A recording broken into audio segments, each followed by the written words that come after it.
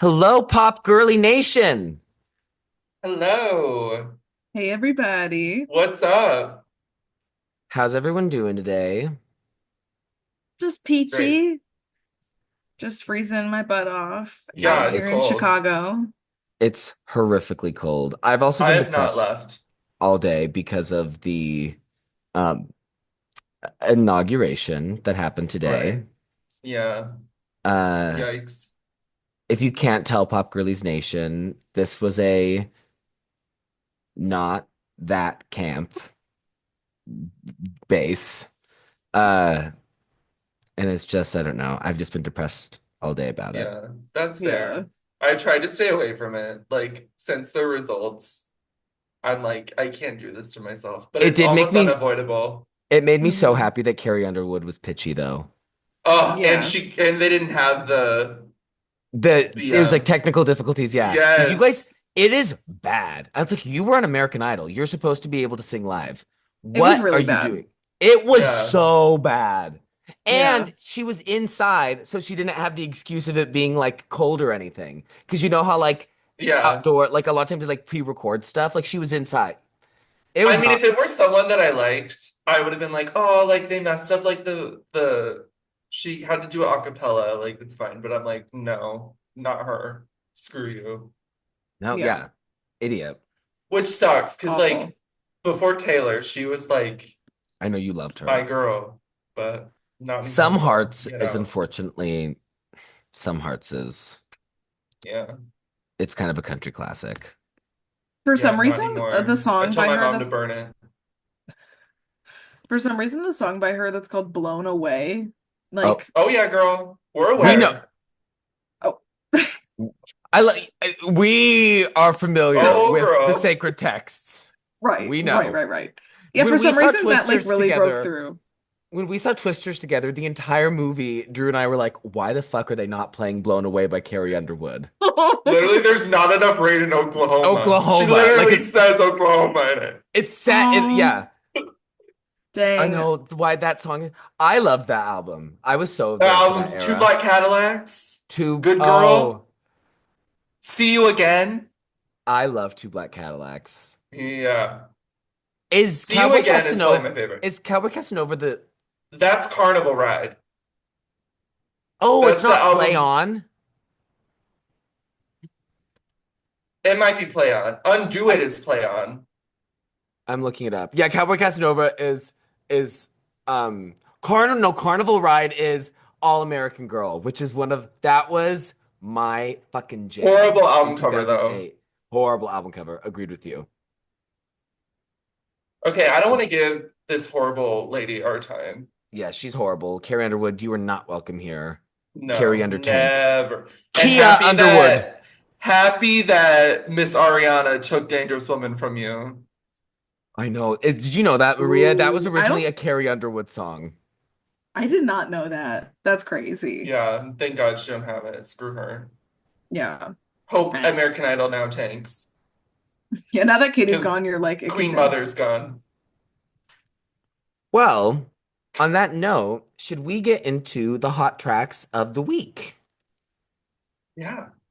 Okay, I Yes. nominate Drew to go first. Okay, this one was kind of a hard one because I haven't really been listening to a lot besides this album because I hadn't really listened to this album before. So I've really only been listening to this and I haven't really been listening to music at all.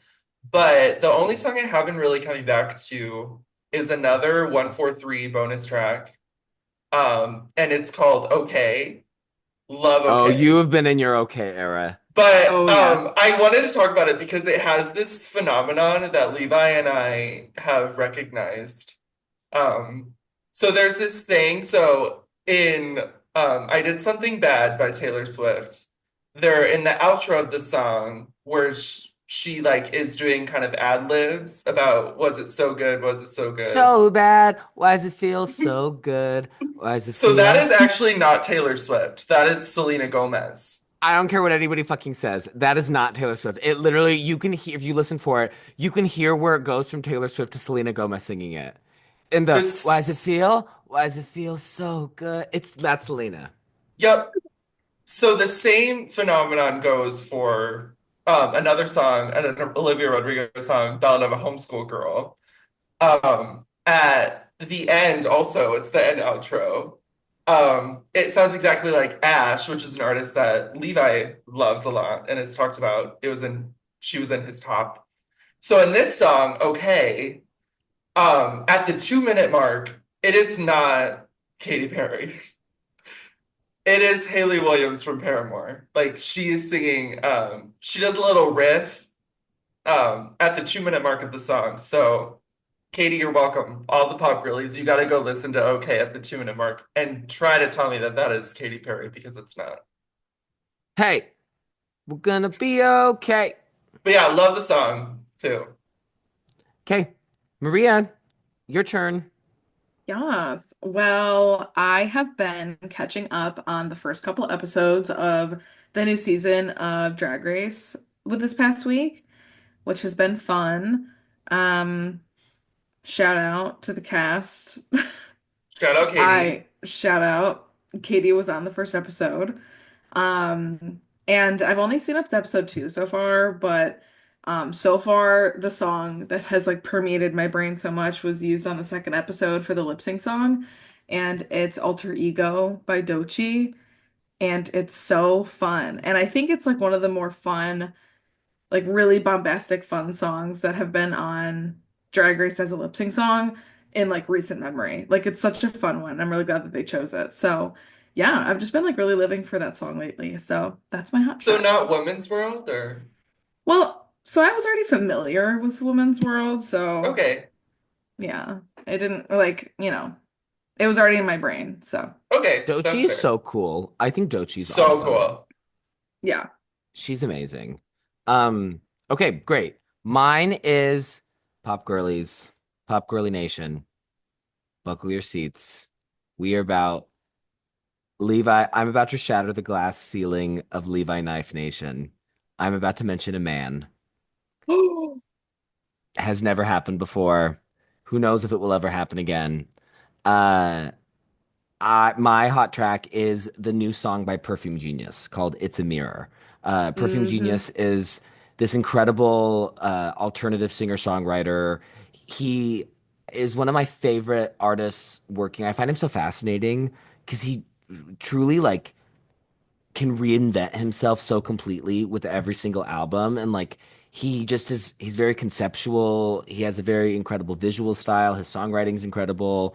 I think he speaks from a queer perspective that is really unique and interesting and nuanced, and he's a great songwriter. And this song, it's called "It's a Mirror." It is about like self-isolation and loneliness, and it has a bit of a twang to it that I really like, kind of like an Americana-y vibe to it, but it's this like, very queer artist singing it, which makes it cool. It's a really great song. It has a really great build and a really great chorus. So everyone should check it out. And I'm really excited for the album that's coming out. And the album cover too is amazing. The album It's cover really is cool. is so cool. So yeah, Yeah, I'm super excited for that album to come out. I think it comes out in March, maybe. I'm not sure the specific I date. think so. Yeah, I So saw Perfume Genius at Pitchfork Festival in 2023.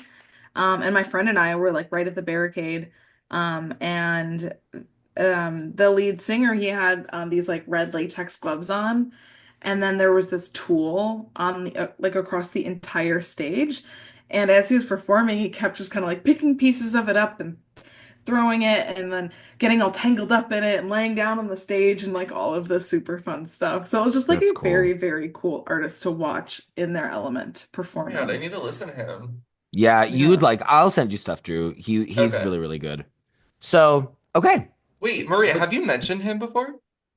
No, Oh, I have not. No, I've listened to one of his albums in full. Off the top of my head, I can't remember what it's called. I think it's the latest one. It's the one okay. that's in black and white. Oh, Set My Heart on Fire Immediately. That one I great have heard all album. the way. Okay. The Really Okay. good. song, I gotta his dive in. 2014 song, it's called Queen. That is canon for me. That Okay. song is is incredible. It Sweet. yeah, he's really, really good. Also, Oh, I love Drew, listening to Drew, the song Slip Away by Perfume Genius is the song that plays in Booksmart when she dives into the pool. The pool scene. That's Perfume Genius. Oh, okay. Well, I like that. Okay. And Hmm. that's a great song. Yeah. Yeah. Oh, that scene is so good. Yeah, that The Hmm. scene's amazing. oneer. Yeah.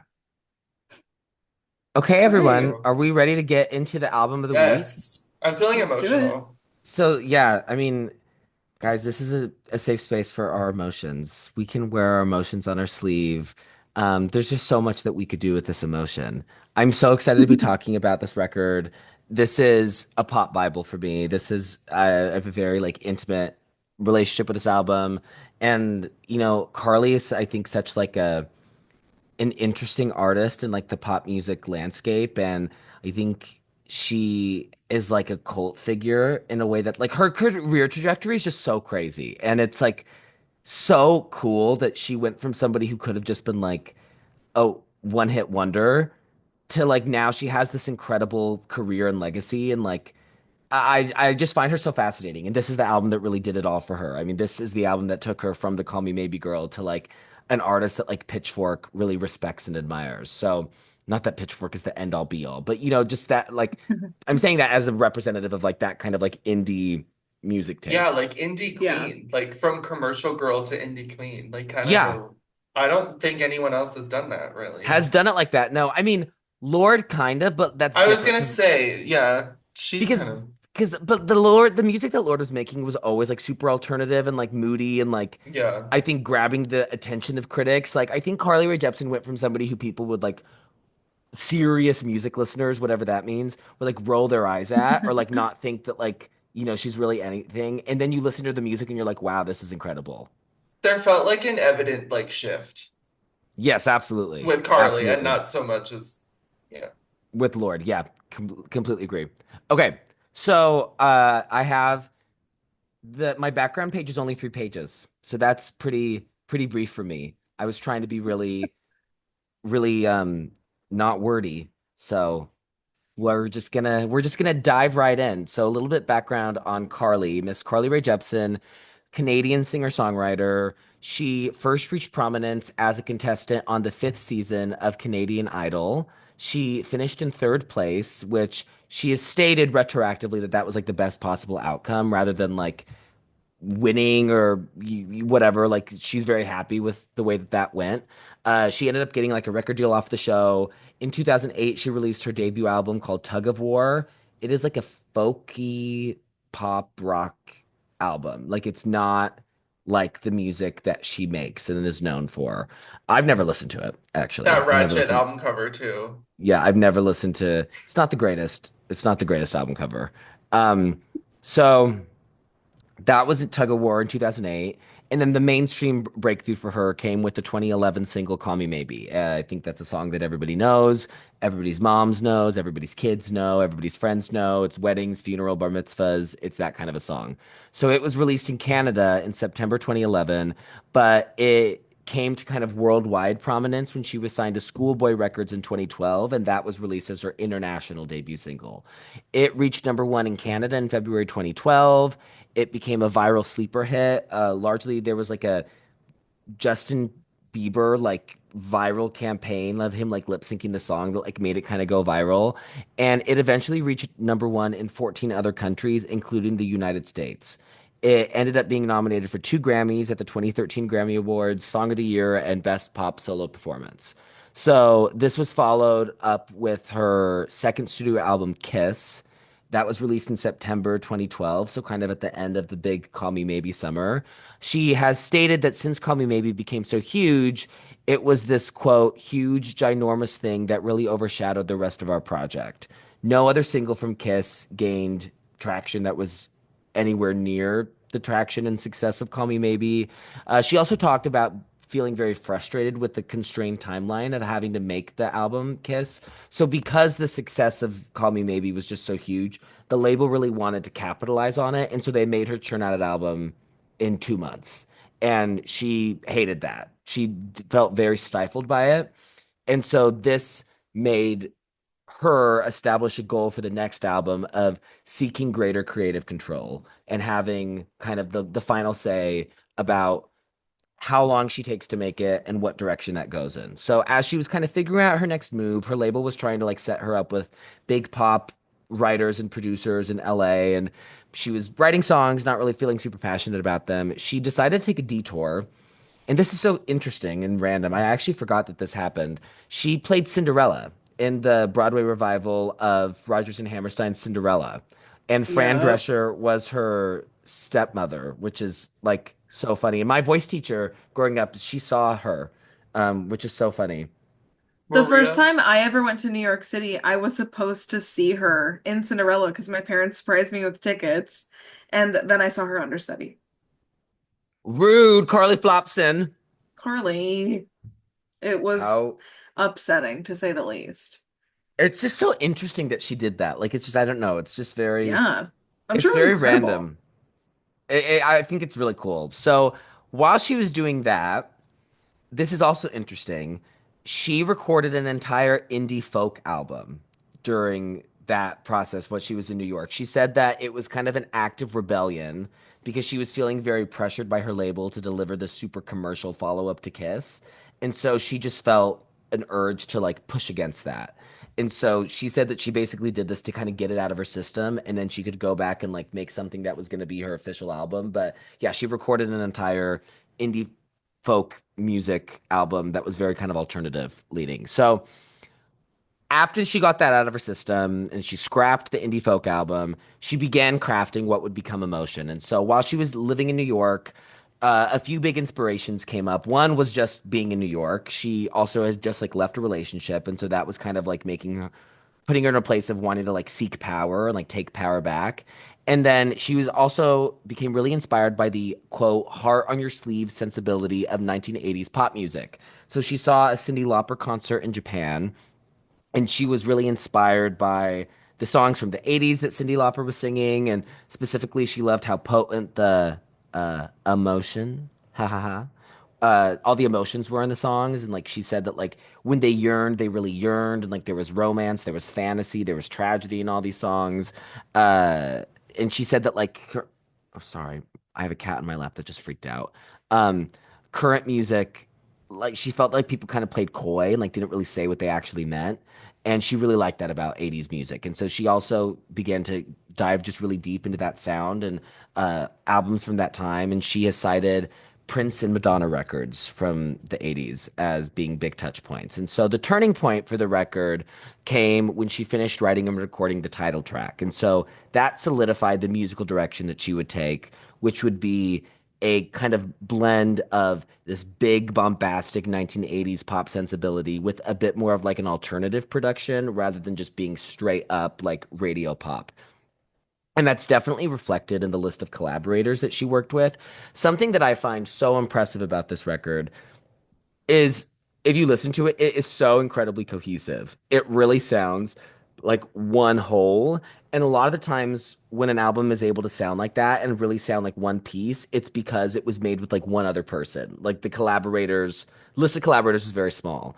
There are so many people who worked on this album, like a ridiculous amount of people. And so I find it very impressive that she was able to make something so cohesive. And I think that just kind of represents her having a very strong touch and getting exactly what she wanted, as she's like, you know, the only common denominator amongst this huge list of people. So this kind of like split of big 80s pop sounds with kind of like all indie leanings that is reflected in the people that she worked with. So there are big pop producers and songwriters on here. There's Matt Man and Robin, Shellback, Greg Kirsten, Greg Wells, who co-wrote one of my favorite Katy Perry songs. Drew, do you know what it is? Is it Firework? Nope, it's Waking Up in Vegas. Oh, So Greg Wells, you are knighthood forever in Pop Girlies Nation for that, for service to the arts. And also Sia. Sia has two co-writing credits on this album. Because this was very much in the age where Sia was writing every single song of the world. This was before she started wearing weird like bands and singing at parties in weird dresses.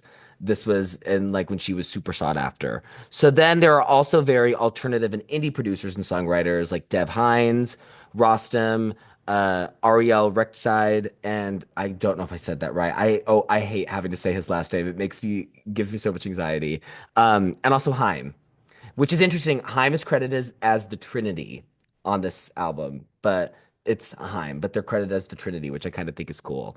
That is so Also, funny. somebody else who kind of fits outside of this box is Dan Nigro is on the record, who obviously now is a huge producer known for his work with Olivia Rodrigo, Chappell Roan, Conan Gray. But this was before all that stuff happened. This was before he really blew up with Sour. And so it's kind of cool that Carly was ahead of the curve on that because, I mean, this would have been right when he started, I think, being an active like producer because this album, was released almost 10 years ago. So there are 12 songs in the standard edition. There are three more on the deluxe edition. So the standard edition is 44 minutes and 2 seconds, and the deluxe is 54 minutes and 6 seconds. The promotion for this album, I think, was kind of cuckoo. Like, it's just they obviously wanted to capitalize on the Call Me Maybe thing and have Carly be this like big pop star that didn't happen, I think, for a lot of reasons.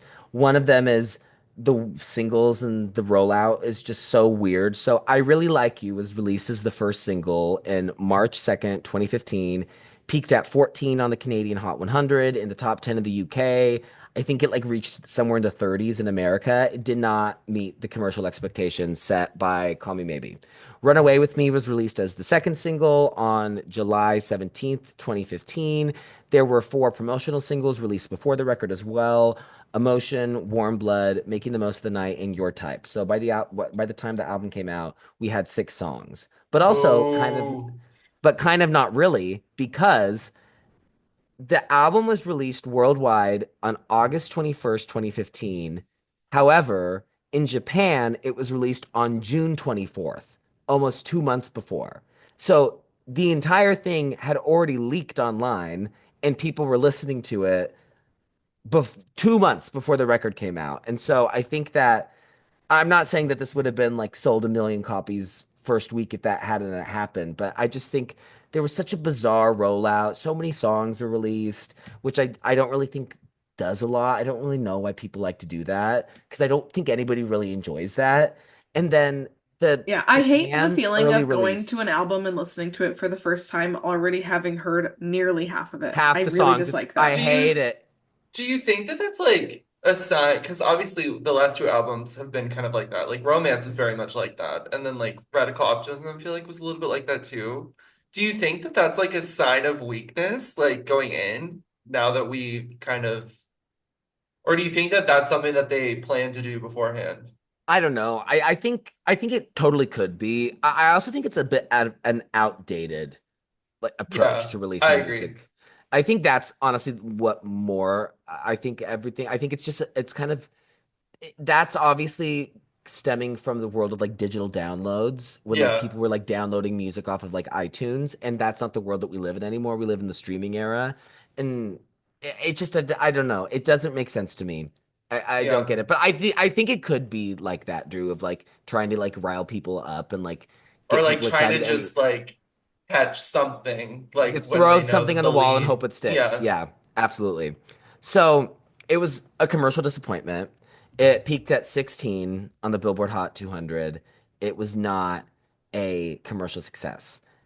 However, the album was a success in a lot of other ways because this was album was met with critical acclaim. So the Metacritic, I don't really think is very reliable for a few reasons. The Metacritic score is 77, and the reason why I don't think that that's very reliable is a few factors.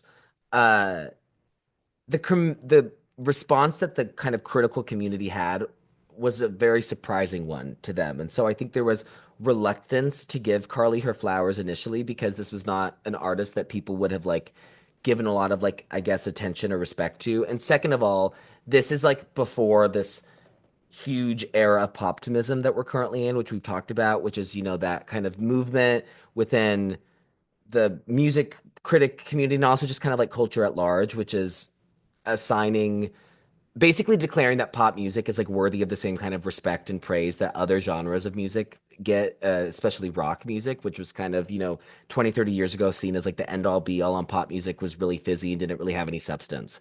And I would say that Emotion is an album, along with an album like 1989 by Taylor Swift, that really contributed to this age of poptimism. I think if this album comes out now, when albums like Short and Sweet are getting like an eight whatever on Pitchfork, this album has a much higher Metacritic score. And that's reflected in the actual reviews and the year end and decade end lists that this album came on. So it was regarded as one of the best albums of 2015 by publications like Stereo Gum, Time, Rolling Stone, Slant Magazine, Billboard, Consequence of Sound, Pitchfork, and NME. And then it was also ranked as one of the best albums of the 2010s by Paste Magazine, Stereo Gum, Insider, Uprock, Slant Magazine, Pitchfork, Billboard, and Rolling Stone. So these are big, big institutions. I think overall, the narrative for this album and its release is, although it underperformed commercially, this album really transformed her career, and I think in a lot of ways gave her a lot more longevity as an artist than she would have had before, because it established her as an indie darling. It made her somebody that was respected in these indie alternative circles, and it boosted her credibility and reputation and status as a quote unquote artist. Uh, it's just a very like surprising turn, because I think a lot of times, there's always one hit wonders coming out. There's always songs that blow up, and then these artists don't really go anywhere. And it's just been really amazing, I think, as a big fan of hers, to watch her have this like career that I don't think anybody could have predicted when Call Me Maybe was so huge. And it's especially cool because it's all driven by the work. There's nothing else, there's no pushing, like labels pushing or whatever. This is all because the songs resonate with people. I also think when I was doing my research, this album kind of also established her as like a big like gay icon, I would say, and like kind of queer culture. This is absolutely, Carly Rae Jepsen is somebody that, like, the stereotype is that the only people who listen to her music are gay men. Like, this would be, I'm guessing, like the Future Nostalgia concert that Drew and Maria went to in Detroit. I'm guessing this would be another situation if you go to a Carly concert, that the line for the men's room is like out the building, I'm sure. And then the women's bathroom line would probably be like nothing. And something that was interesting is, because a lot of the times the artists and public figures, specifically women, that the queer community tends to get attached to are people that are seen as like underdogs. And something that I read that was kind of interesting, this article was talking about her reception of the queer community, and how, like, first of all, just like the big sonics and 80s sensibility of Emotion and the music is very, very like gay friendly, but also like her as this underdog figure, this person that like didn't really like click with mainstream pop music, but or like mainstream general public listeners, but was somebody that like gay people and queer people could really rally around and like champion, kind of as an underdog, and somebody who's like, oh, we get you, like, and we know that you get us. I thought that was really interesting, because that's also, I think, a big part of her continued success and, you know great career that she has, is that she has this very devoted rabid gay following, that are very, very supportive of her, and have made her kind of like a second tier pop act, in the sense of like commercial, not artistic, but like, she's not selling out stadiums like Taylor is, but she is going to be able to tour, I think, forever and make music forever as long as she wants. So, yeah, that's my spiel on Emotion. Uh, this is, I just think, one of those albums that it's just a pop Bible in my mind. And it's different than other albums because it's not like a pop Bible in the sense like Teenage Dream that has five number one singles, or 1989 that had three number one singles and like sold a million copies first week, or like Bad Romance and the Fame Monster and the Fame era, like having all those singles back to back to back. Like, it's not like that. It's so excellent. The music is so incredible. So yeah, that's what I have prepared. I'm ready to hear your guys' thoughts, especially because I don't think either of you were super familiar with this album. I know that Drew had listened to it on your way back from Austria. Is that where you were? Or way to? Yes. Yeah, it was on the way back. Way Yeah. back from Austria in high school. And then Maria, Yes. had you ever listened to this album before this assignment? No, ma'am. Well, so it's cool because I mean, I'll tell you more about my relationship with it, because it's kind of funny. So I think, how do I want to do this? I think we're going to start with Mr. Drew, give us the Austrian Okay. lowdown, and then we'll go to Maria, and then I'll give some thoughts, and then, we can do our thing. Wow. Yeah. Um, so like Levi said, I guess that was 20, I was 15 when I was first kind of introduced to this. I remember I was at the airport. My choir took a trip to Austria, and on the way to Austria, I had only listened to one song, and it was Dangerous Woman because it was the day that it came out, was when we left for Austria. So I literally listened to it the whole flight. And then on the way back, I was like, I really want to listen to something else, but I don't know what to do. And this one guy at who I was like kind of friends with, he was like a couple years older than me, um, gay icon for sure. He was like, you should listen to this album by Carly Rae Jepsen. Like she is like a queen. And I was like, oh well, this is Call Me Maybe, girl. But I kind of like I wish I would have kept up with her after the kind of Kiss era because I will never forget I was seeing do y'all remember the Victoria Justice flop movie called Fun Size? It was like a Halloween Yes. movie. Yes. So me and my best friend Ava that I've mentioned with on the pod, we went to go see that movie. And I remember it was like the opening weekend and we were the only two people in the theater. And I remember before the movie started, before the trailers, they played the music video for This Kiss. And I was kind of like, it was kind of one of those moments where I was like, wait, no, like I really love her. Like she is like everything. Like I was kind of ascending watching the video, and then it kind of just didn't go anywhere else for me. Um, but I didn't listen to the whole album, but I love that song. Do you guys know that song, This Yeah, it's Kiss? great. It's a great Oh yeah. song. So good. And the music video is so fun too. So, but yeah, so I remember like all of the kind of things being put together when I was going to listen to it. And I remember really liking it, but I don't remember any of the songs, and I don't think I like kept up with it. Like, you know, the feeling when you listen to something on a flight, but then just don't come back around to it, like for some Yeah. reason, like so I was really glad that Levi picked this, but no, I really loved listening to it again. Um, had a great time. I 100% understand why this is such like a pop Bible to so many people.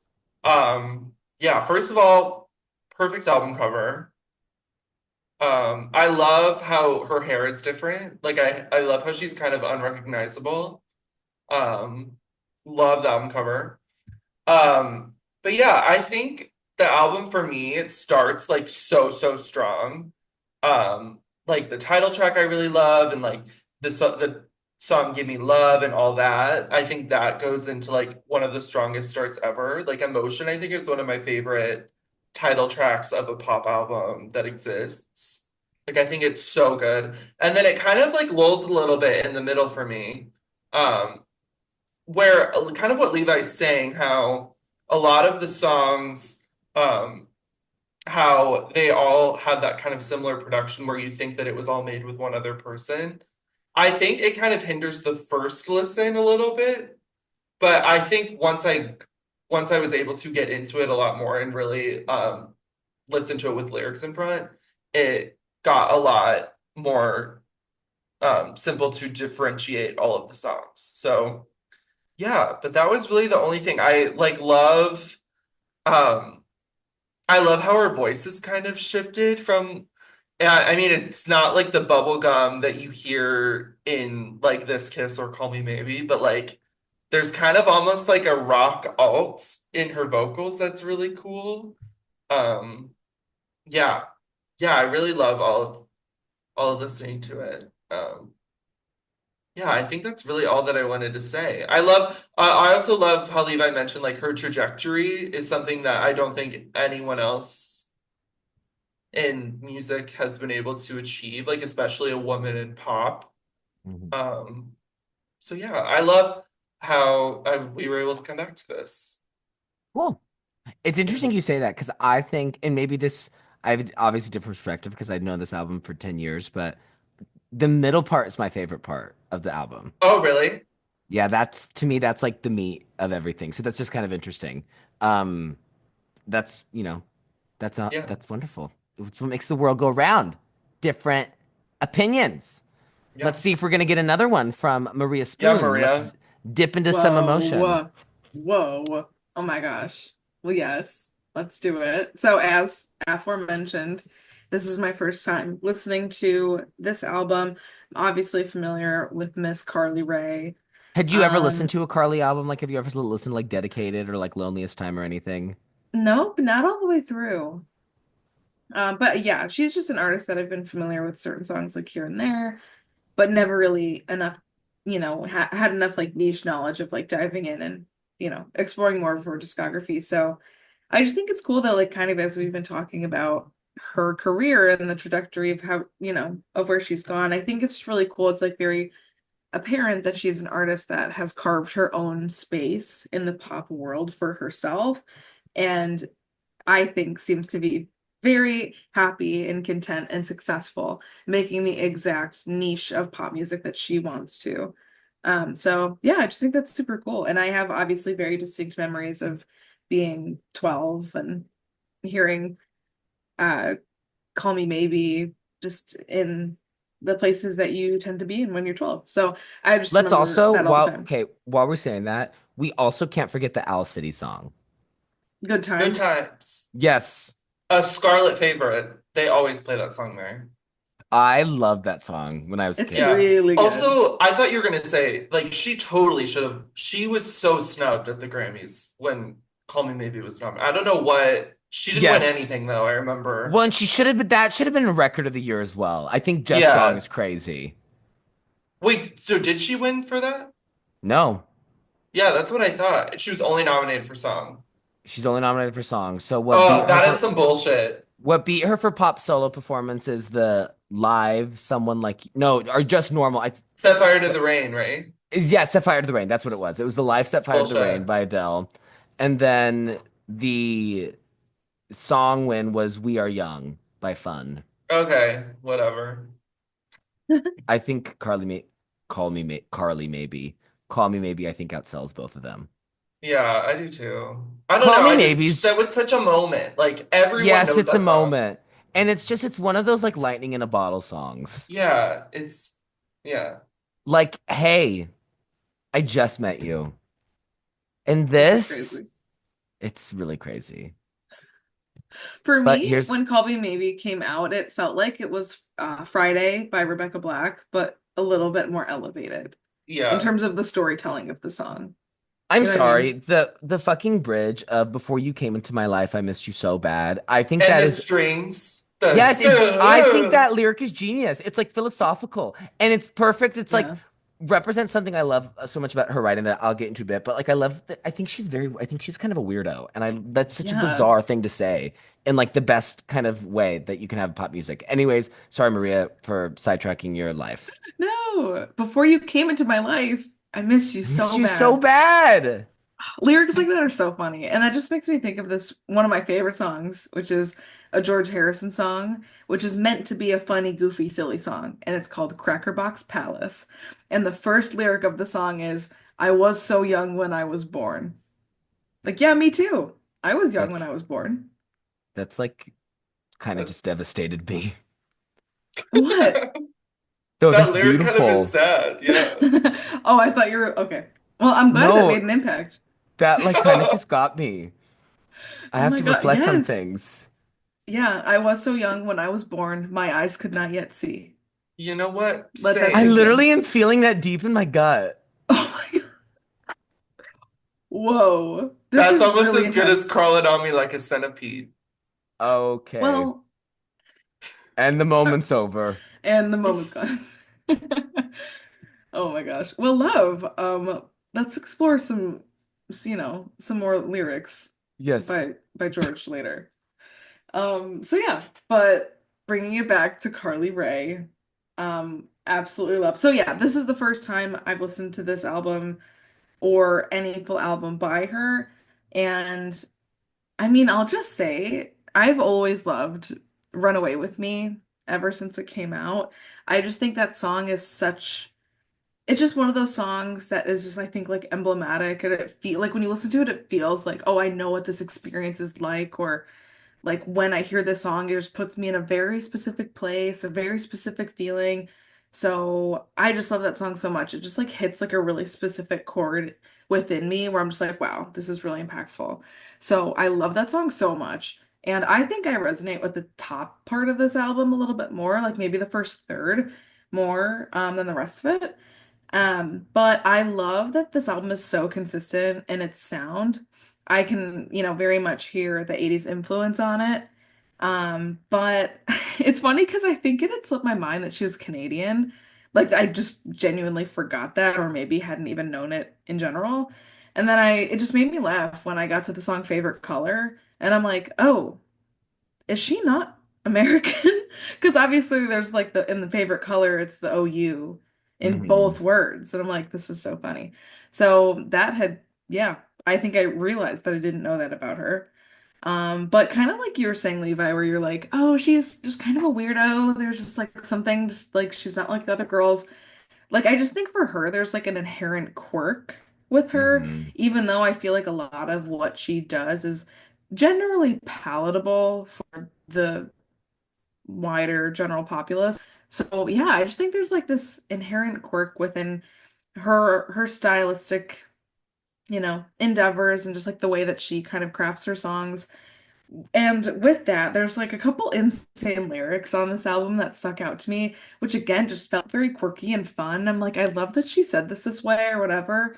So in Boy Problems, I think it's so funny that she says, I think I broke up with my boyfriend. Like she's not sure if she did or not. If she thinks she broke up with her But because she boyfriend. doesn't really I think care. that's so funny. She doesn't And she care doesn't care because she has because she's bigger got worse problems than boy problems. Yeah, problems. she has more problems. I love Yes. that So I song. thought that was so funny. And then in the song, let me just make sure, in LA Hallucinations, You when better be she talking about what I says think you're talking about. BuzzFeed buzzards and TMZ crows. BuzzFeed buzzards and TMZ crows. When Oh my that comes God. in, holy shit. Like you ascend immediately when that comes in. I'm Like, sorry, oh my BuzzFeed God. buzzard. It's amazing. It's incredible. That whole Like song too, because it's like the way that she did, like the planes I'm hopping, cards I'm dropping. There's a little black hole in my golden cup. I love that line. It's because I don't know. Yes, yes, yes, yes.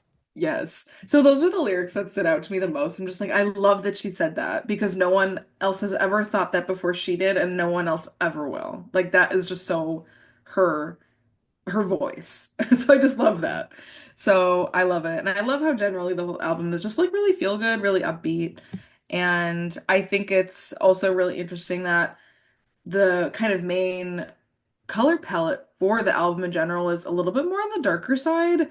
Whereas when you listen to it, I feel like you would be thinking of brighter colors. So I think the juxtaposition was also interesting. I'm not sure if there's like a very specific reason as to why that was when they were coming up with the look and feel of the album. I just thought that was really interesting. Well, it's also Um, interesting because it's like that black background, but she's wearing like the literally most colorful shirt that you could probably wear, and like her hair's right, colored. So I don't know, Yeah. there's right, definitely something going on there in like Carly Rae HQ, but right. Carly yeah. And I'll Rae say too, HQ. in HQ. I'll say too, and obviously I've listened to this recently for the first time, and I'm curious, Levi, if you have any insight on this, but for me, I am not sure if the track listing is super intentional or if there's like a very clear storyline that's happening through all the tracks. But for me, it felt a little bit jumbled because nothing felt super intentional on this song is coming before this one or this group of songs are all next to each other.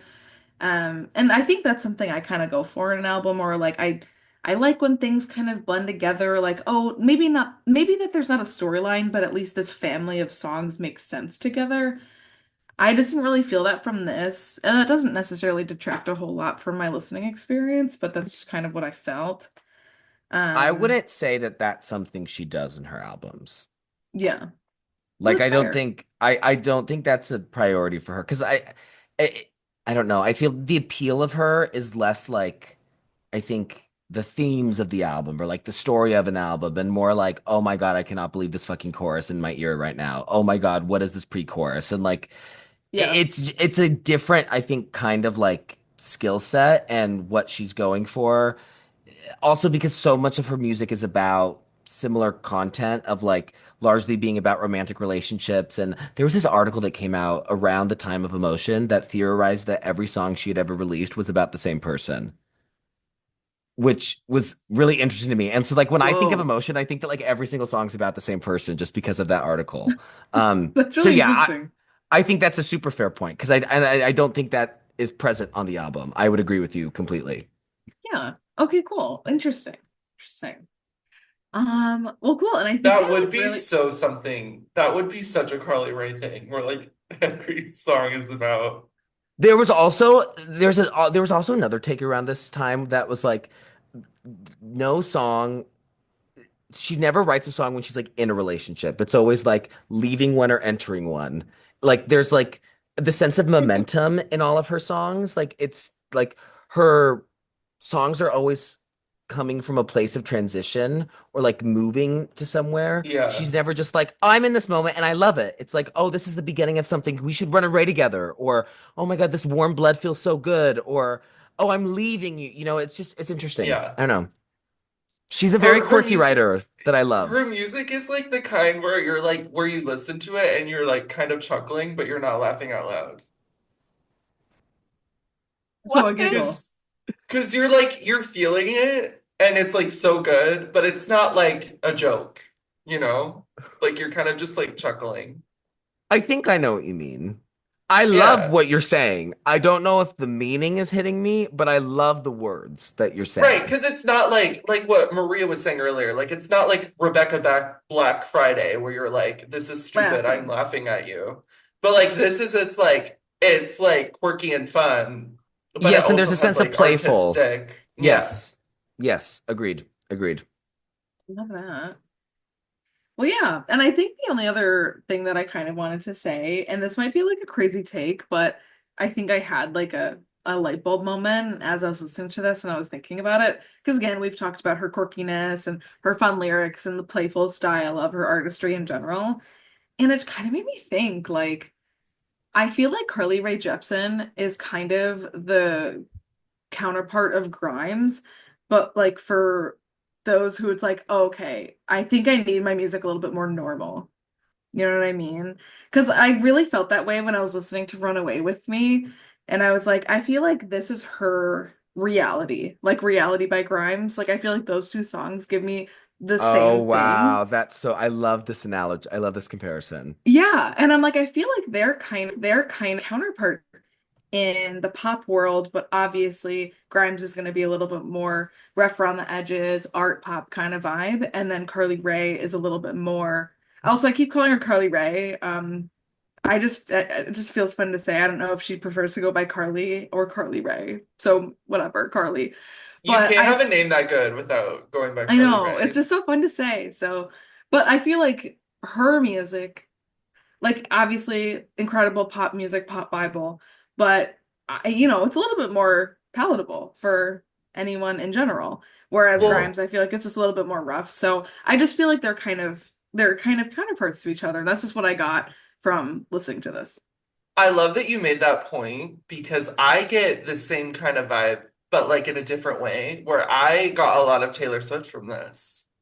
Like I got a lot of Taylor Swift pop from this in a way that where I think like for a lot of gay fans that aren't into like the complete mainstream of Taylor Swift, I think get the same kind of feeling that, Levi and I get from listening to Taylor. Hmm. Like I got a lot of like Lover 1989 from this. Yeah. In all great ways. Jack Um, Antonoff isn't on this album, but he's worked with Carly yeah, on songs. My A contender for my favorite Carly song ever is on the follow-up to this album, Dedicated, called Want You in My Room, which I was going to use as an example for something I'll talk about in my little spiel, but that yeah. song is like, oh my God, that song is everything. If you guys haven't heard that song, you need to listen to it right the fuck now. Gosh. We'll finish the episode and then listen You to it. finish Yeah. it. Well, that's everything I had to say, but I just had to vocalize my Grimes comparison there. I'm not sure if it's going to be felt by others anywhere else in the world, but that's just kind of what I had felt in my soul. No, I love it. I love And it. I feel that with Carly, like she has a lot of she's not like influenced by all of these people, I feel like, but she has like entryways, like what you're saying. Hmm. Yeah. Um, yeah. Okay, cool. Yeah, so I love this album. I was there in real time in 2015. I was there. I was at my best friend Annie's house when I Really Like You came out, and I was there for the entire promotional lead up. I don't know why, because it's like I mean, Call Me Maybe's iconic in a hit, but it wasn't like I was some Carly Rae stan. I think immediately like the sound grabbed me. This was at a time when I was kind of like discovering that era of music. Uh, Obviously, this was in the wake of 1989, and like that made me very curious about 1980s style music and the pop music from that decade. And I think like having this come out at the same time as well just like made me really interested in this. And especially just from a career standpoint, like, oh, it's so interesting to see like what she's gonna do after Call Me Maybe, and then just the whole way that this unfolded is so fascinating. Yeah, so I absolutely adore this album, and I have since the second it came out. So this album, okay, August 2015 was not the month for me. It was not a good month for me. So what happened was, um, the beginning of August, my I have two living grandparents coming into this month, okay? And at the beginning of August, my mom is not at home because she is in Portland because my grandma is being moved to like a hospice situation because she's not doing well. So she's with her sisters taking care of my grandma. I'm left in the care of my father. And my dad, and I promise this is relevant. He is, when he was in his 20s, he was a lumberjack. And one of his best friends has this like patch of land in Idaho where they go out and they cut down trees and do shit with it. And I was forced one Saturday to go cut down fucking trees with him. And I was like, I do not want to go. I do not want to go. I do not want to go. And he's like, Levi, come on. You have to come. It'll be 1 hour drive up there. We're going to be there for 2 hours and then 1 hour back, 4 hours max. He lied several times. We were there for 11 hours. It was horrible. I was my dad's assistant. And when he cut down the first tree, I started crying because it made me really sad for the tree. So then they sent me to the tractor. And this is where it comes in. I spent all day in the tractor moving logs from one side of the plot to the other side. And I was singing Making the Most of the Night on repeat for the entire time because that song had just come out. I lost my voice over it because I was shrieking it to myself because I had nobody to talk to and I had no, so it was horrible. So like that, this album like immediately takes me back to that. And then eventually both of my grandparents passed away well, actually the day of the logging thing, my grandpa passed away, my dad's dad. And we found out when we were driving back. So that was kind of weird. Anyways, at the end of the month when my grandma passed away, we were there for a funeral. This album just come out in full. And I have memories listening to it when we were driving to the church for the service and on the way to Portland because we would drive to Portland. Like this is something that I listened to a lot and it was a source of joy because these songs are so joyous. Even the ballad, like there's just the grandness, the fun. It really is the emotion of it all. There's such a bigness to it that it's just so wonderful to get lost in. And this absolutely was something that I used to kind of comfort myself. So it's funny because August 2015 was not a good month for me. Oh, because also in the middle of this month too, I also got my wisdom teeth removed. So my grandpa dies. Girl. I get my wisdom teeth removed. The next day, my grandma dies. It was horrible. And this album was like such a silver lining to me during that time. Yeah, I adore this album. I think it is one of the great pop records.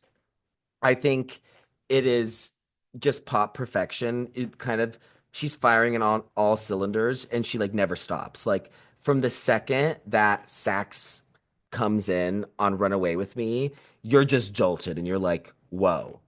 What is going on here? What is going on?" And I just don't think she ever stops. I obviously I have a longer relationship with this record for you. And so like maybe if I was approaching it for the first time, like I would maybe be like, oh yeah, like I would love it if this album had maybe more of a narrative or oh yeah, like to me kind of like the middle blends together. But for me, really it's like every single track is perfect. It's just these songs are so perfectly formed in every single way. I think she's an incredible songwriter. I think she's such an incredible pop songwriter. First of all, the melodies and the hooks that she comes up with are out of this world. I actually saw this TikTok earlier today, saying that Carly Rae Jepsen is Taylor Swift for people's whose bridges are pre-choruses, which I thought was such an interesting take because like obviously the appeal of Taylor is like her bridges are so amazing, and so then this is being like Carly's the same thing except for people who love a pre-chorus, and it's like that's kind of true. Like the pre-choruses are crazy on this album, and just kind of all throughout Carly's discography. But so my one of my dearest friends, Eric, who I've talked about on the show before, he adores Carly. This is one of his main divas, and we talk about something that she's so good at is saying something in such an interesting way, but it like is so immediate and it hits you so quickly that it seems so obvious. And it's like, how has this never been said before? It's not, I'm not saying obvious in a bad way. It's just like, this is so good. Like, how are you the first person to say this in such an interesting, concise way? And the example I want to give is actually not from this. There's so many, I think, examples of this throughout this record, but the perfect example that always comes to my mind is from the song Want You in My Room, which I was just talked about. She goes, I press you to the pages of my heart, which I just think is such an interesting, like it's visual, it's weird, it's quirky, but it's also like, how has that never been written before? How has nobody written that line? I think she's able to say that. I think she's able to do that constantly, and that's something I find so fascinating. There is this quirk to the way that she writes lyrics, and even just like even in songs like Making the Most of the Night, which are not very lyric or song heavy, she's able to just pick words that are so evocative and interesting. Like centering that chorus around the word hijack is so interesting. I can't think of another pop song where I've heard that word before. And that's such an interesting, evocative word, And so she's able to do, I think, so much with so little. She's a very economic songwriter, which I always really appreciate. She's able to give you so much information without, giving you a soliloquy, which obviously that's no shade to any. I mean, I fucking am a Swiftie. Obviously, I love people who don't know how to shut up. But I think that Carly's so good at giving you so much and telling you everything you need to know without rambling on and without having so many words. The production on this album, I think, is incredible. It is 80s without feeling like a pastiche. It never feels like it's a parody of 80s music or it's like a cheap knockoff. Like the alternative indie influences on the record really ground it. And to me, this album kind of exists in a vacuum because obviously it's so 80s sounding, but like it's 80s inspired, so that it to me kind of feels like this could have been released in any decade following the 1980s. Like I think you release this now with the exact same production and it sounds as fresh as it did in 2015. It's just it also I think this album sounds so expensive. People talk about like albums that sound expensive, and to me this album sounds like luxury. You can tell that they are working with the best fucking synths in the world. It's just this album is so textured. There are so many layers. I really encourage everybody, if you have a good pair of headphones or if you have access to a good pair of headphones, please give this album a listen to with them because you will notice so many things in your ears. I've listened to this album thousands of times. I've been a huge fan of it since 2015. This past week or so, when I've been really listening to it a lot, getting ready for this episode, I have been noticing new things. I've been noticing, oh my God, like I didn't notice this like buzz in the background that happens, or the way that like the bass line hits in this song, it like makes everything like have this great thump. Like there's just so many details that are coming up that are so unexpected. Uh yeah, I think I could like continue to ramble on and on and on about how much I love it and sound like kind of an incoherent mess. But yeah, to me, this is just it's classic. It's a smash. I love Dedicated, the follow-up album. Um, but I don't think that anything else comes to that. Like to me, this is like you like it's like her David, in my opinion. Like carving, and honestly, that's kind of a good metaphor because she, the whole thing with David is that it was the worst block of marble. Michelangelo picked the worst block of marble that no other sculptor wanted to use, and then he carved the most, incredible sculpture out of it. And like Carly was considered this going to be this one-hit wonder. I don't think people were going to really see her as the serious artist, and then she creates this album and this amazing career for herself. So, yeah. Oh, actually, I do want to say one last thing. Drew mentioned it a bit. I love her vocals on this album. She's such an expressive vocalist. There's such a sense of play and emotion in her vocals. She is able to use them in such an interesting way. Her tone is perfect for this kind of music. She has a perfect tone for pop music. And she just emotes so well over a song. She like purrs instead of just singing something, or she sighs, or the way she can whisper, the way that she ad libs, the way that she pronounces words. Yeah, I think it's a really great vocal performance. So yeah, that's that's what I feel. Uh, does anybody else have anything to add before we get into the Trinities and the me's? Well, I wanted to say, speaking about the 80s influence again, because I think it's really notable how much this evokes that feeling of 80s pop music, but it doesn't really directly sample or even interpolate anything. Yeah, And exactly. I was looking on that website that's called Who Sampled that I've talked about before, just to see if there was anything. And I mean, there wasn't anything like super duper mainstream. I mean, there was a couple of things like, oh, this song samples this, and just like wasn't really anything like recognizable. So I mean, just like, yeah, to that point, it is, I think, really worth noting how much of an accomplishment that is. I think to have that be such a universally felt emotion as you're listening to it, but it doesn't really directly sample anything. And through me looking on that website, just for like other samples in her discography, I also discovered that she has a cover of Both Sides Now by Joni Mitchell that I She didn't know about. does. Yeah. So Pop Girlies homework, everyone on planet Earth, Collapse. listen to it. I haven't listened to it yet. I just found it out. So that's gonna be fun to check out later. Oh wow, I'm so excited. Yeah. So yeah, that's all I wanted to say though. Okay, amazing. So we're gonna start. I like to do mine split up. So we're gonna start just giving our me's. Drew, you're gonna start us off. Okay, I was having a hard time between two songs. But I'm gonna go. My me is Boy Problems. Oh, Is that bad? I was not expecting that. Oh, okay. I'm so shocked and It gagged. wasn't it wasn't as like the album started, it's obviously so catchy, and this was the first one I was like, oh yeah, I didn't I and every time I listened to it, I kind of had that same feeling. So yeah, that's my me. Oh wow, shocked.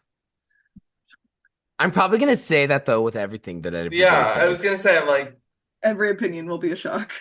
I love that song though. I love that song. I got was the victim of homophobic bullying because of that song. Because in cross country, I had that song because I would run with headphones and I would annoy people because I would sing. I don't give a shit though.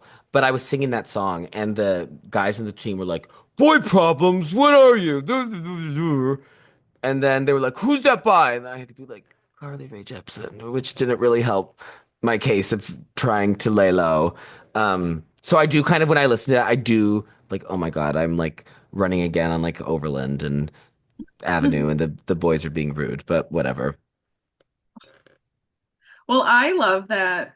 I mean, it's like I personally love when you see people in public listening to music and you can tell that they're really, really into what they're listening to because you can just tell that that person like genuinely does not care if someone else is looking at them or watching them and judging them. Hmm. And I everyone should, I think, reclaim that feeling if you feel like, oh man, I just can't like really vibe out to what I'm listening to on the bus because I don't want to get judged. It's like, well, when are you ever going to be on the exact same bus with all those exact same people again? I mean, maybe if you have a very strict commute and you actually are on the same bus with all those same people every day, but Even so, who cares? Have fun and sing along Right. to whatever you're listening to and have a good Yeah, time. like I will blare Tell Me Ernest from Death Becomes Her, and Now everyone will tell hear. me, Ernest, how's Helen in the sack? Just curious. Just curious. So yes, as you should. Yeah. Hey, Marie, it's your And turn. yes, so my least favorite song is actually, and I mean, I'm saying actually because again, I feel like every opinion is going to be shocking, but my me is Warm Blood. Oh my God, face crack. Levi Oof. actually hasn't said anything. I'm scared. Expand on Oh my Wow. that. God. Expand on that, please. Sonically, I just didn't really gel with this one the most, and I didn't really like the deeper voice situation that happened throughout the track. So this was the point in the album for me where it kind of like it jolted me a little bit like, oh, okay, I think this is the first moment that I'm like really not feeling. That's funny. Interesting. That was the moment for me with Boy Problems. I was like, this is the first moment where I'm like, okay, I'm not like living. Yeah. Okay. All right. Levi, what's Mine yours? mine would be well, it's hard. So I was going back and forth between one of the songs on the deluxe and then a standard edition. I'm gonna pick it the standard edition song though. Um, it's I really like you. I really like you. I really like it. Like it's I think it's a very fun song. To me, it just is has the least substance compared to the other songs. I find it like the least interesting. Um, I will never get tired of the chorus of emotion, or I will never get tired of the chorus of making the most of the night. And like sometimes when I'm listening to the album, like, okay, like I've heard enough of how much she really, really, really, really, really, really likes him. But then also on a song like that, it has one of my favorite moments on the album because I love the bridge when she goes, "Who gave you eyes like that? Said you could keep them." Because that's such a fucking bizarre thing to say to someone. How weird is that to say? Yeah. I love that. Like, imagine you're with somebody that you're starting to have a relationship with, and she like looking you dead in the eyes. She goes, "Who gave you your eyes? Who told you you could keep your eyes that they gave you?" It's crazy. But yeah, that would be my last ranked, I think. And I don't really understand the reason for it being the lead single. Like, I don't, and I'm not even the biggest Runaway with Me person in the world. Like it's not in my top three, which I think for a lot of people it's like a automatic. But come on, like I think it not being Runaway with Me as the leads, I just doesn't make sense to me. I don't really Yeah. understand that I really like you being the lead single. Did the music video come out at the exact same time as the song? I believe so. Yeah. Honestly, that has to be it then, because the music video has Justin Bieber and Tom Hanks as I a know, but I feel gesture like, to but my I Zoom mean, background. I think they could have been in the video for like "I Really Like You." Like, I think they were gonna make it be the lead single music video was gonna be big. I think regardless, so I think they could have made Right. anything work. Sure. I don't, Yeah, I feel that. I feel you know that. what I'm saying? I don't know if I'm saying it in an eloquent way. I get what you mean. Like they could she could have had a star-studded music video for any song on the album aside from Yeah. this one, and it would have been a major moment. Yes. Yeah. I No, I feel feel that. like I Really Like You is the more like her other albums. Like I mean for Yeah. her like Kiss. Like I Yeah. think Runaway with Me kind of steers you back into the emotion kind of world, which um which I think personally would be better. But I think commercially, I think I Really Like You just makes more sense to me personally. I Um think I'm also just not a fan of that. I prefer statement lead singles. yeah, I don't I do like too. when an artist does something like, because I think I Really Like You to me is also a bit of an outlier on the album. Like, I I think that agree, Yeah. I think I love what you said, Drew, about like Runaway with Me is so distinctly emotion. Like, I prefer when lead singles are like so representative of I the agree, album. And Yes, for because to me, sure. it's like a lead single is supposed to like be the sole representation for what the album is. And like, if you distilled it into one song, what would that be? yeah. I think I Really Like You is the first single or not on the album. And I I think probably, Runaway with Me is like Yeah, I Yeah. probably agree with you. I agree Yeah. with you. Yeah. Okay, let's do Holy Trinity time. Drew, Okay. My number three is I'm like scared. My number three is Gimme Love. love. Okay. I'm The gonna be production of that happy in song, all of these because you're the not dissing the production, songs. oh, okay, okay. The production of that song is so freaking good. It sounds like it could be on 1989. And it Gimme just Love. builds. It just like Yes. that song builds the entire time. It never stops. It is so nice because in Chicago, the winters, I mean, I guess it's not a winter. I don't know. But the sun goes down by the time I am like walking home from work. And it's so cool to listen to like walking home in the dark, like from work. It's such a Um, nighttime song. yes.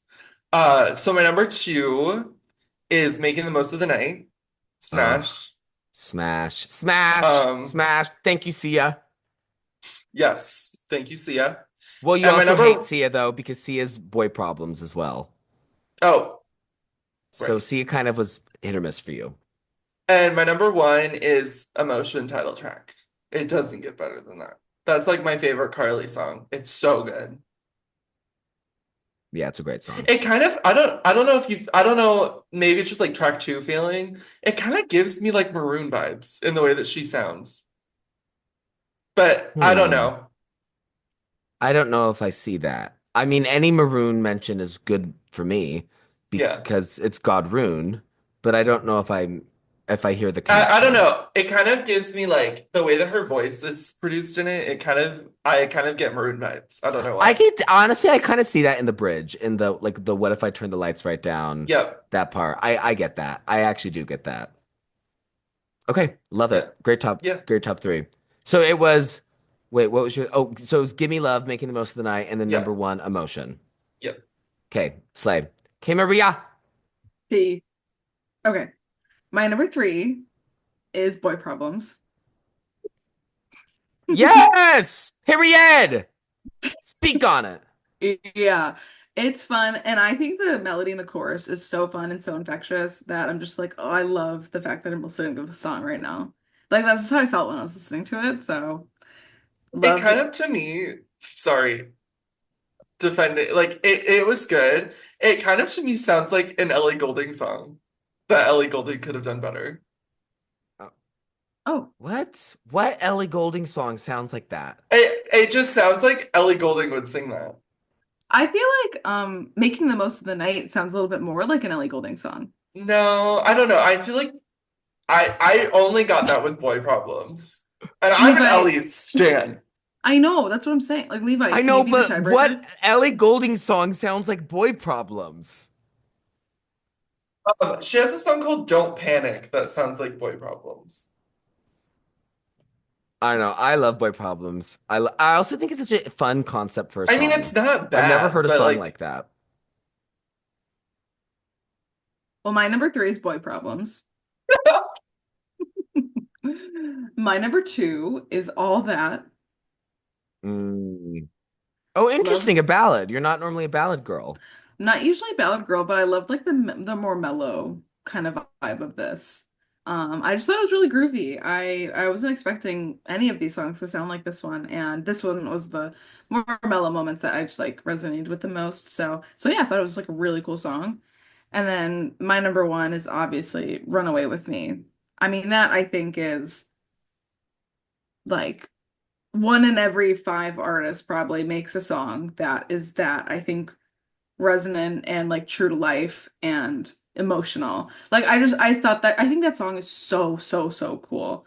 Like it just like it hits it just like it's hard to describe. It's just so cool. I love that song so much. I think it's so fun. And yeah, it just feels like really reflective of, oh my gosh, like I'm out with my friends or whatever, or like, oh, it's romance or whatever. Like I just feel like it just has so much depth in it. And I just yeah, lost I for agree with words you. because that song is so everything. That was beautiful. I love the way you said that. Thank you. Okay, great top three. So you guys have Yeah. yeah. completely different top three. So I have overlap only with one of you, and it's only one song. My number three is Making the Most of the Night. Yeah. Making the most of the night. That was like my four. Like my The four. It chorus was to me, so close. when I listen to the album, every single time I've listened to it the last few days, I stop and I listen to that song like three more times because Yeah. it just hits you so hard. And the way the synths sound on the chorus, they go they kind of like teeter out, are so cool. I love that song so much. Yeah, Yeah.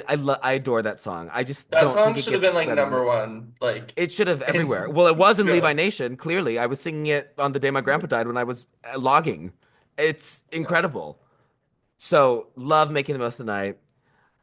My number two is Your Type. Your Type to me is that classic 80s ballad, those huge, gigantic drums that have all that reverb. I love songs about yearning.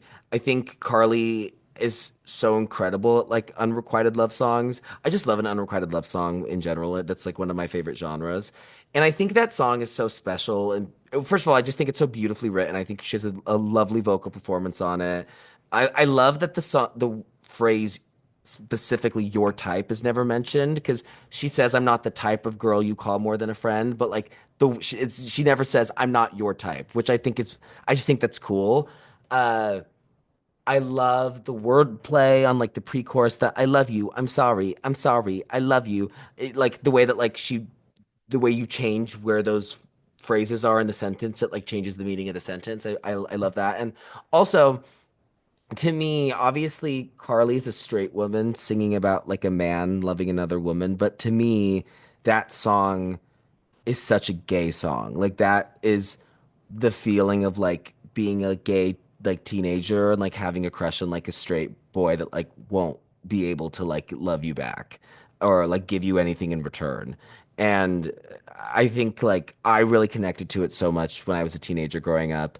I mean, I spent many a time crying to that song and just thinking about it. Even I'm like not even just thinking about it in general, but just that feeling of like I'm never gonna be. I mean, because growing up where I grew up, like there's no other gay people, and it's just not that kind of environment where I had an opportunity, to have like the experience a lot of teenagers have, and so it just that general feeling of like I'm just not this. I'm not the type of girl like anybody would call more than a friend because I'm not, this just not for me. So I adore that song. It's a very special song to me. And then my number one, which is like my favorite Carly Rae Jepsen song ever, is Warm Blood. So that explained the face crack, Maria. That was a major, yeah. It like did not occur to me that that could have been said. When you were like, I was like, oh my God, is she about to say run away with me? And then you go warm blood, and I'm like, cut the cameras. Dead ass. Dang. I, Ugh. to me, that song is what falling in love feels like. That song is how falling in love sounds. It is that like warm, intoxicating, dark red feeling. A fact about that song that I adore is that when she was working with Rostam on that song, um, the original demo and the hook was Warm Love. And so she sings it, and he goes, wait, did you just say warm blood? Like it was like he misheard her. And then she was like, wait, no, but like that's better. And then they went with that, which I think is really cool. I mean, I love, stuff like that about people, the way that people make songs. But that is a song, in my opinion, of like every lyric is so weird and interesting, but it is so evocative of what that feeling actually feels like. Like opening a love song with, I've got a cavern of secrets, none of them are for you, even if you wanted to keep them, where would you find the room? Like that's such a weird stanza, but it's so beautiful. And I love you lift me up and you catch me when I'm falling for you. Like the play on the words of like falling in love and like this idea of like warm blood. Like obviously that's not a literal thing, but that is kind of what it feels like when you're falling in love with someone. Like it hints at, kind of what you were saying, Maria, about like how you feel like Run Away with Me so deep, even though it's like such this beautiful, amazing pop song. it's so Hmm. profound in a lot of ways. I feel the same way about Warm Blood. I feel it's Yeah. like just saying that like warm blood feels good. I can't control it anymore. That gets you on a that's talking about an emotional level, a physical level, a sexual level, a spiritual level. Like it's I that song it makes me really emotional actually. I think it's such a special song. I get it. Like I know because I know your music taste and I know that like that's just not gonna be a sound and like a vibe that you gravitate towards. But yeah, that's a really, really special song for me. I just think I think it's really beautiful. Well, I love your perspective on it, and I feel like sometimes, I guess like I maybe a pitfall, so to say, of like the way that I listen and appreciate music is like if I don't like how something sounds, then probably what's being said is more likely going to be lost on me, and I just like won't really have space to like appreciate what's being said because I don't want to listen to the way that the song sounds.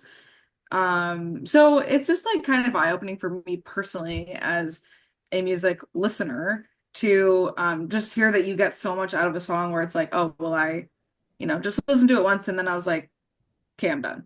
And it's just like Yeah. makes me want to just like, give things more than just a couple passes and then, Well, determine and my it's just opinion. Or interesting at least in the context of the way that we talk about music together. I mean, you and I feel like have complete polar opposite. Like first, because I'm lyrics. That's my way into a song, and I know yours is like Sonics. And I feel like Drew, Yeah. you're probably like maybe somewhere in the middle, or like, do you feel like you fall more with one side? I feel like you're kind of Um, because you listen to so much types of music. I feel like I don't know. I feel Hmm. like you would be maybe a combo. But what would you say? yeah, like I think there are specific artists where I like have to listen with the lyrics in front of me. Like Taylor obviously is a great example of that. Like for her music, I go to lyrics first. Um, but like honestly, it's more vocals for me, honestly, that like really loop me Yeah. into something. Carly is interesting though because she, for me, like nothing. She's not like vocals. She's not like sonic. She's not like lyrics focused. So it's kind of hard to pinpoint one thing that she does best, I guess, because all of it is great for her. But I think lyrics, if you're a lyrics person, I find it's honestly kind of harder to get into her things. Because I went into listening to it, and I was telling Levi about this. I went into listening to this re-listen for the episode, and I was like, I'm really surprised that like she does it for you so hard because I'm like reading these lyrics and it's not like poetry or like it's not she's not giving you like Taylor Swift lyrics or um She's got a yeah. cavern of secrets. Like I know, but like it but I love how you're so in tune Yeah, with it's her just it's lyrical like such a style. different style of songwriting than like a lot. I feel like probably a lot of the artists that you know that I love. Yeah. Because I told Drew this actually. A lot of her writing actually does remind me of Madonna. Because I feel like Madonna does a lot of the same things of like I think she's a very economic writer and she's able to tell you a lot by only saying a Yeah. little. And she's really great at like word choice. She always knows the exact like most interesting word to use. I think Carly's maybe a little quirkier, but they have that kind of occurred to me. Because you're Yeah. right, Drew. It's not like a Taylor Swift style soliloquy. So, and just Levi, I'm interesting. curious. I'm curious, like, what do you do if you listen to a song that you really love what's being said, but you hate the way it sounds? Like, what do you do? I don't Mm, do you that doesn't ever happen to you though. I Like don't I know if feel that's like if ever you happened to like the me. lyrics of something, you'll adapt to the sound. Yeah, yeah. I would say that's probably. I can't think of if that's ever happened to me. And Okay. even if their vocals are like horrid, you Yeah, the would vocals. still If you are saying something interesting, I'm kind of there regardless. I don't really. I can't know if I can think of anybody who like I don't like the way their voice sounds. Like to a point where they're like I can't listen to them. Hmm. Yeah. Wow. Okay. Interesting. But then obviously like I mean there are also music like an example for me is like Drums of Death. Like Drums of Death by FK Twigs is like that's the production. It's the those when the do it's like that comes in, that's what the song is. And like Yes. obviously like I'm aware that like I'm not going on fucking Genius lyrics to that song being like, what is this meaning of this metaphor? Like that's, obviously not what you do in a song like that. Yeah. And like I get that and I'm there for that as well. But Yeah. I think that also works for me because like she's an artist that's so conceptual Yeah. and like there's so much thought about like the themes, even if it's not represented maybe on the surface and the lyrics. Like there's so much intention put into it. Yeah. I think that's maybe a lot of what it is the intention for me. And there is a story and there is like themes and like stuff being explored, even if it's not, like a big, long, like, Joni Mitchell Yeah. style song or whatever. Right. Okay, cool. Cool. I have loved this conversation. So we're gonna do our utensils, break them Ooh. out, open the drawer. Oh my God, I opened the drawer and I found a fork. I found a shiny metal silver Drew fork that is pronged and ready to pierce the world. Drew Okay. fork.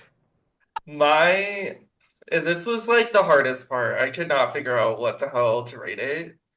Um, and I hate that I'm going first. But I'm gonna give it an 8.9. I just don't think it breaks the 9 range for me because I don't know. I wouldn't go back and listen to like every single song. And the middle does kind of blend together for me.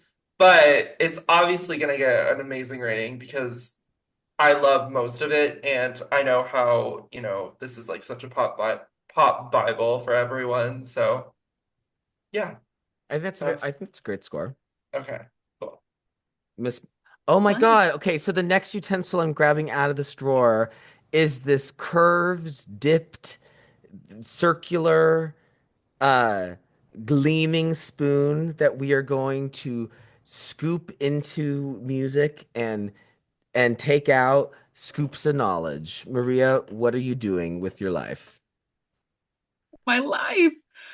Oh gosh. Well, I don't know about life, but at least for the rating of Emotion by Carly Rae Jepsen, I honestly feel like for basically all the same region reasons that Drew gave his rating, I basically echo everything that he said, but I think I'm going to give it an 8.2. Oh, Um, 8.2. 8.2. I mean, I feel like this is an album that I'm probably just gonna cherry pick the songs that I like out of it. I'm not sure if I'm ever going to revisit it. I mean, I'm sure I will at some point, but I don't see myself often going back to the whole thing and revisiting the entire thing as a project. But yeah, I mean, I definitely think I have more of a closer relationship to Runaway with Me, which again, because of us talking about this album, I'm so glad I've had more of the revelation of wow, this is the best song of all time. And then just the other songs that on it that are so fun that I just had never heard and would have never have heard. Hmm. So, I mean, yeah, I mean, all around really great. I just don't think it's necessarily my specific like niche in pop music, for me to be like pop Bible, but obviously incredible. And I really enjoyed listening to it and obviously talking about it. Right. Okay, the last utensil I'm picking up is a sharp, jagged knife used to slice and dice and cut and stab. Maybe that's why I'm so violent, because it's in my blood. I'm Levi knife. You are you're the weapon. I'm the Yeah. weapon. You guys don't get that because you're a fork and a spoon. I'm a knife. Well, a fork, I mean, that could get That, violent, that's true. That's true. That's true. but only when he wants to be. Only when he wants Yeah. to be. Yeah. I can't help it.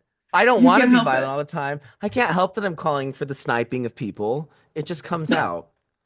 So yeah, it's a 10 for me. It's a 10. Um, I feel like that drag race clip of like you guys giving your very valid like reasons for like maybe it like not, completely hitting on every single level for you. That Gigi Good clip of I understand your concerns. I do not have the same concerns. That is the way that I feel right now because it's like, yes, I hear what you're saying. That is not my personal journey and experience, but I understand where you are coming from. Um, yeah, no, to me, this is a kind of record that just fires on all cylinders. Um, I also think, I don't want to. I sometimes don't like saying stuff like this of like you kind of had to be there because I think it maybe is a bit dismissive to the work. But I do think there's like an added thing of like living this out in real time and like discovering alongside everybody else in real time how special this album is and like how special she is and like being there for this kind of like online community and like music community of like Carly fans as that was forming, like I think that just maybe enhances like the the emotional connection I have with it, the nostalgia that I have for this record. Like it really was like a special thing to kind of be a part of in a way and to like partake in and participate in. So that probably adds to it. But I still do believe that this is just for me, this is now what we call music, part emotion. I mean, it's everything. So it is a 10 for Levi Knife. And so that leaves us with Pop Girlies average rating of 9.03. You guys tried to sink her down into the eights, and because of me, we persevered and we're in the nines. So that's pretty good. Pretty That's good. huge. Yeah, that is our best. Oh, well, I think Midwest Princess had a better average rating. Yeah, because Midwest Princess had a 9.26, but better average than our last two albums with Radical Optimism and Romance. So, yeah, that is that is where we are with it. So, thank you guys so much for letting me be emotional today. I think that we have a Yes. special announcement from our spoon about what we're doing next week. Well, yes. And honestly, I feel like mentioned so many times on this podcast since we've started because we started right around the time that the lead single from this project was released. And she's also been mentioned a couple of times on this exact episode. But our next episode is going to be us reacting to and reviewing the new FKA Twigs album, Eusexua. We're going to be listening to it the day after it comes out. So it's going to be our really fresh takes and opinions and thoughts and feelings. And I'm so excited. And obviously, we'll talk about it more next week. But like this project itself coming out has made me get into her as an artist. Like I've really never listened to her before this at all. And it's just been so fun for me to like explore a new artist that I'm like, wow, I actually think all of this is so cool. And everything for Eusexua, I've just been so on board with. It's all so cool. Love the videos. The singles have been so good. And I'm so excited to listen to the whole thing. Like, if I've liked the three singles so far as much as I have, I'm like, what else is on this album? I can't even Yeah. imagine. So I'm so excited. I can't wait. Yay! I'm so excited to be Yay. sexual. Yes. Yes. It's Well, gonna Okay, be yay. so guys. good. All right. Well, I have to go figure out what I'm gonna do with all this emotion. So I'm gonna let you guys go. You don't have to say all that.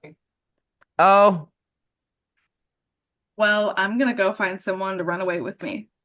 Let's get hey, lost. and you've heard it here first, folks.